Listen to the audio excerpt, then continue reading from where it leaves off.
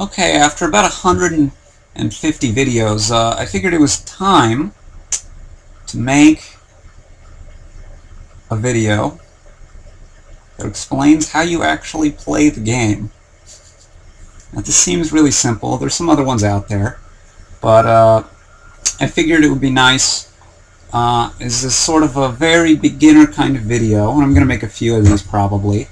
This first one's going to be exactly how you play the game. Now, I'm going to be using the isotropic interface. This is the text interface. I'm going to switch to images for a second, which is something I haven't done in about a year. Switch to images for a second to see pictures of all of these cards. Yeah? These are not the official artwork. That would be illegal under copyright infringement, yada yada yada. Rio Grande Games has all the copyright stuff. It's very difficult to copyright the ideas that form the backbone of the game. You know, if you change the words a little bit, it's definitely legal, which is a little bit preposterous to me. Even as it is, it's pretty much just legal. So these are the pictures. What's going to be really nice here are these pictures, which also don't look like the official art. But they have the numbers on them. But I am going to switch back to the text because I'm used to it. Okay, so we see, first of all, these 7 cards: province, duchy, estate, curse, gold, silver, and copper, are the 7 cards that are available and are going to be out on the board. The kingdom is probably the official term, but I'm going to call it the board. They're going to be available in every single game of Dominion.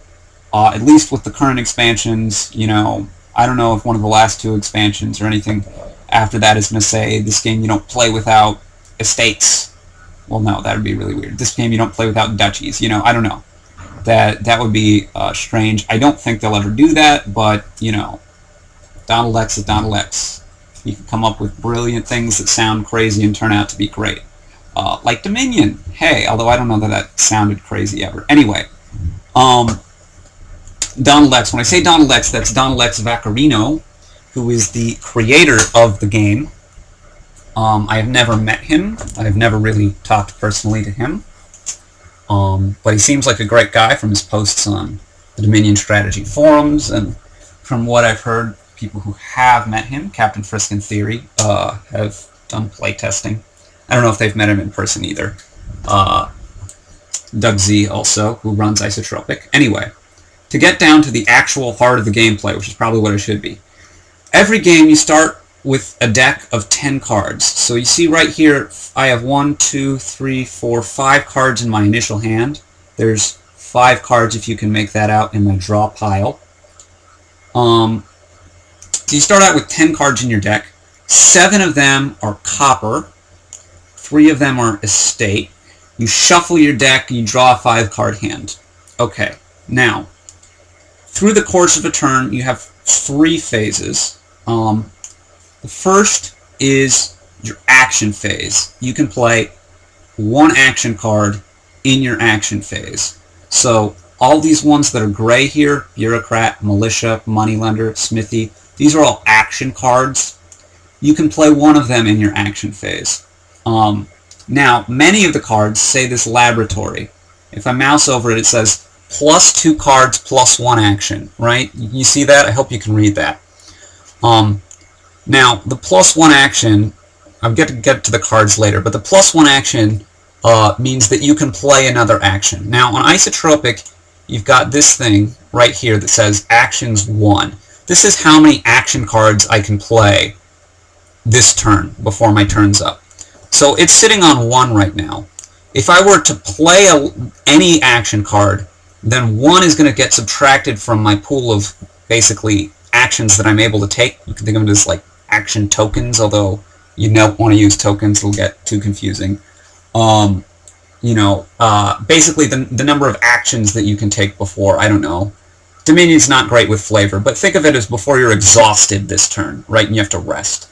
Now, a Laboratory doesn't really cure exhaustion any more than a Chapel would, so again, it doesn't really fit with the flavor, but you can only do so much in a turn unless there are certain actions that you take that let you take more actions. So in this case, there are only a couple of them that would let you do that on this board. Laboratory, Cellar, those are the Spy, those are the only 3. But you can play one action card. If an action gives you another plus an action, then you can play more. When your action total hits 0, you can't play anymore. Also, you don't necessarily have to play an action just because you have it. Okay, that's your action phase. Whenever you play an action, you do exactly what it tells you to. I will get more to describing what actions do in a second. Okay. Then you get to your buy phase. Your buy phase, the first thing you generally do in your buy phase is play treasures. Now, you technically play your treasures one at a time, and they produce a certain amount of money. So copper produces 1, silver produces 2, and gold produces 3. Okay? So I can play this copper, and a copper, and a copper, and a copper. That's 4 coppers. I now have 4 money in my pool. That means that I can buy any one card that costs up to 4 money. So I could buy a Chapel, I could buy a Cellar, a Chancellor, any of these 4 cost cards, a copper, a silver, a curse, or an estate. These numbers right here are the cost of the cards, right? Now, just for illustration purposes, I'm going to buy a silver here in a second. But notice this number buys. That means I can buy up to 1 card. There are certain cards that let you buy more than 1 card at a time. So if I had 4 money and 2 buys, I could buy up to 2 cards. I could buy 0, 1, or 2 cards. The total cost of those cards would have to be less than or equal to 4. So I couldn't buy a Bureaucrat, which is 4, and a Militia, which is 4. That wouldn't work. But I could buy a Cellar, which is 2, and a Chapel, which is 2. Those total 4, I'd be fine there. Or I could just buy a Bureaucrat. Okay, so I'm going to buy a silver here. And then the cleanup phase is the third part of your phase, third part of your turn. What happens there is you discard all the cards in your hand, and all the cards in play, and they all go to your discard pile. Your action count goes down to 0, the number of buys you have goes down to 0, the total money you have goes down to 0, no matter how much money you didn't spend, it all goes away. Then you draw a new hand of 5 cards, okay, from your draw deck. If ever you go to draw a card at any point in the game, and there aren't any cards left in your draw deck, then you shuffle your discard pile and put that into your draw deck, okay? Pretty simple. So here I have 3 again. Now Isotropic lets you play your basic treasures all together at once, which is super helpful because it would take a long time to click, click, click, right? I'm going to buy another silver here. It's pretty basic. Here I get 2, okay? I'm going to make 2 money, buy a Chapel.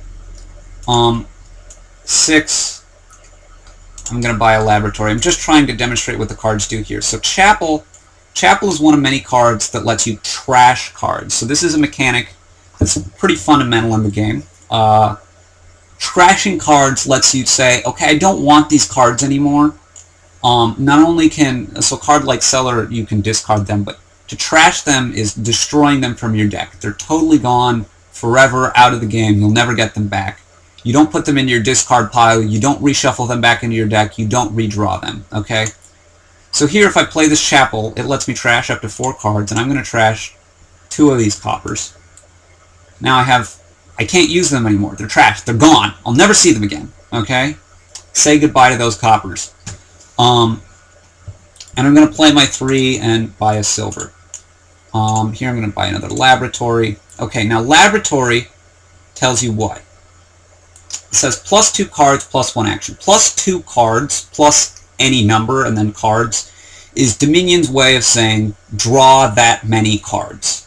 Okay, plus 1 action says, and after this you can play another action. So I'm going to play this, and I drew a Chapel and an Estate, and I can play more actions now. Now, this is going to keep going on. You and your opponents, you go around clockwise and you take these turns. Okay? We should talk about how you win this game, because right now I've just talked about how you play. Well, at a certain point the game ends. When that happens is when you look at this pile is called the provinces. When this pile, there's 8 cards in it right now. This number 8 in the parentheses means there's 8 left in that pile. When that pile gets depleted, meaning there's no provinces left, at the end of the turn, you always check and see, are there provinces left? If there are no provinces left, then the game is over. When the game is over, everyone takes all of their decks and all of their hands and all of their discard piles, puts them all together, and counts up their victory points. Now, what makes victory points? It's these green cards right here, basically. Estates are worth 1 victory point. Every estate you have in your deck at the end of the game gives you 1 victory point. Duchies are worth 3. Provinces are worth 6. Now, Gardens is a special card. It's not a basic card. It's not out every game, but it's out in some games. And it's worth 1 point for every 10 cards in your deck at the end of the game. So, if I had 12 cards in my discard pile, 5 cards in my hand, and 4 cards in my draw deck at the end of the game, I'd combine those, I get 21 cards. I really hope I did that math right just now. There'd be 21 cards. These Gardens would be worth 2 each. You always round down. So if I had 29 cards, they're still only going to be worth 2. So, but let's say it's the end of the game. I have 5 provinces and my initial 3 estates. My opponent has 3 provinces, a duchy, and 4 estates. Well, 5 provinces, that's 5 times 6 is 30 points. My original 3 estates, that's 33. My opponent has 3 times 6 is 18, plus a duchy, that's 21, plus 4 estates is 25. I'd have 33, he has 25. I have more than him, that means I win. Okay? Pretty simple. Now, curse cards are always out. You can buy them. You almost never want to. They're worth -1 VP, so they actually actively hurt you. Okay? And basically, so that's how the game ends. There's another way the game can end, though, and that's if any 3 piles at all, including the province pile, although if the province pile is empty, the game's going to end anyway. But if any 3 piles get empty, then the game is over, okay? So I'm just going to keep buying money and labs and chaplain stuff down here in an attempt to end this game really quick. I'm going to get a gold here, I'm going to get a gold here, I'm going to chapel a copper away, and buy a province. I'm going to buy another province. I'm going to buy another province. Lab. Chapel of Copper. Buy a province. Gold. Province. Lab. Another province. So I'm just ending this game real quick. This is going to be the end of our first video. I'm not playing optimally here, but I just want to end this game real quick and see what it tells us. Okay. So, I got 8 provinces. I trashed my 3 estates, so all I had was the 8 provinces. That's 48 points because each one's worth 6. It's telling me I took 21 turns. One other thing that you want to know is that